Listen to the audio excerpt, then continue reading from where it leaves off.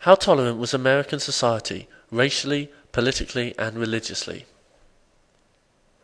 Closely linked with the last section, so much so that they would probably come up in the same set of questions, is the question of how tolerant was American society. There are some key features to this section that you need to know about and could well be questioned on.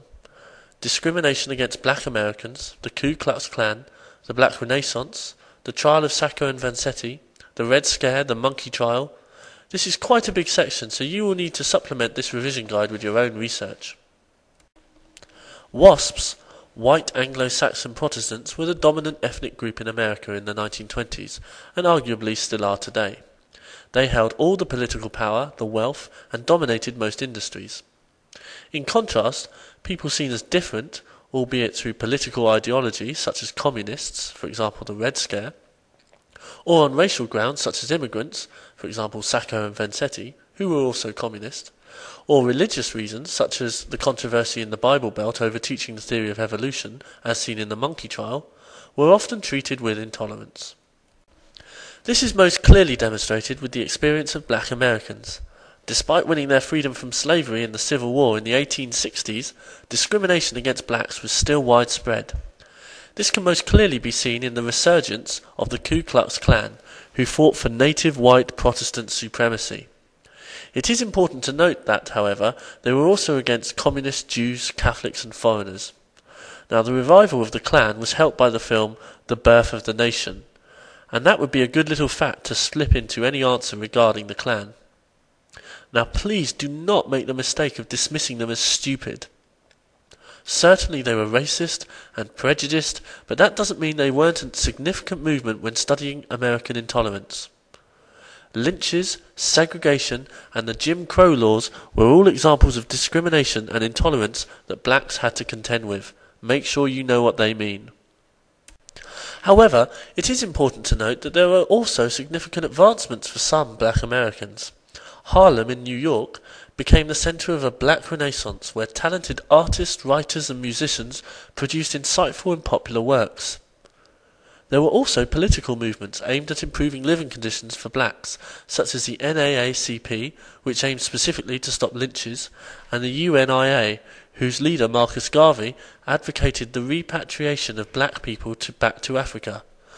Please note that you do not need to memorise what those acronyms stand for.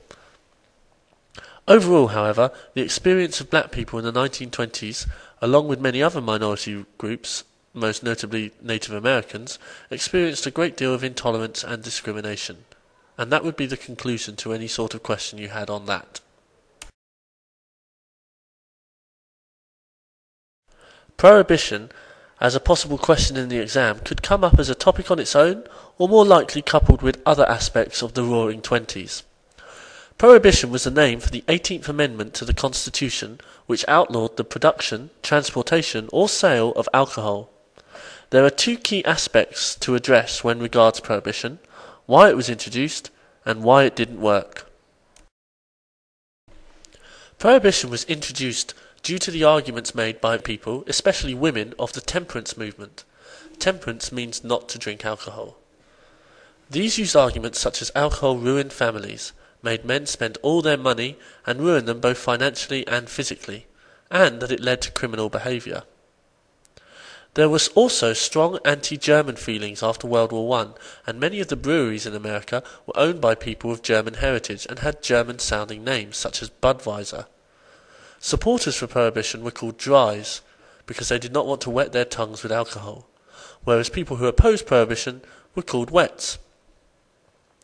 It was such a popular issue that both candidates in the 1916 election avoided the issue so as not to alienate their voters.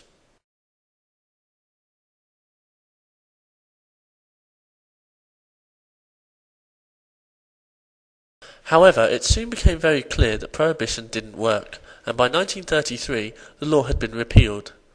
Now there are 7 key terms to remember when considering why this was the case. Despite gaining momentum, the case for Prohibition lacked popular support. Most people did in fact enjoy being able to drink alcohol. Many didn't consider it a real crime, which made both enforcing the law and avoiding creating corrupt officials difficult. This corruption was most clearly shown in how authorities dealt with the mob, who flourished through the profits made from making alcohol, called moonshine, transporting it, called bootlegging, and selling it illegally in nightclubs, called speakeasies.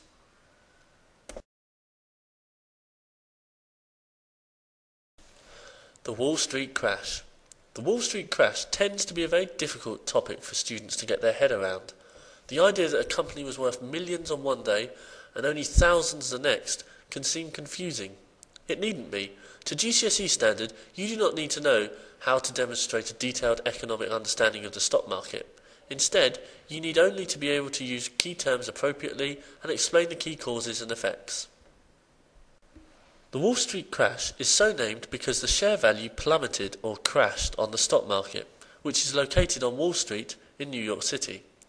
The main date to remember is the 29th of October 1929, Black Tuesday, where over 16 million shares were traded in the worst day in the stock market's history. The effects of the Wall Street crash and subsequent Great Depression were wide-reaching and devastating, not only in America, but for most of the rest of the world, and can be seen as a contributing factor for World War II. There were 5 main causes of the crash. Some were long-term causes that had been building for years, some were short-term causes that helped trigger the event. The long-term causes included overproduction in American industry, no market outside the USA for American goods, and the fact that wealth in the 1920s had not been evenly distributed, meaning a large number of poorer people. A short-term cause for the crash was speculation. Now this is an important term to understand, and try to mention it in any question about the causes. Speculation literally means people who speculate or try to guess where to invest their money, as in which companies would see the most return, the most increase in value. A final trigger cause for the crash was the panic selling of shares that began on the 19th of October 1929.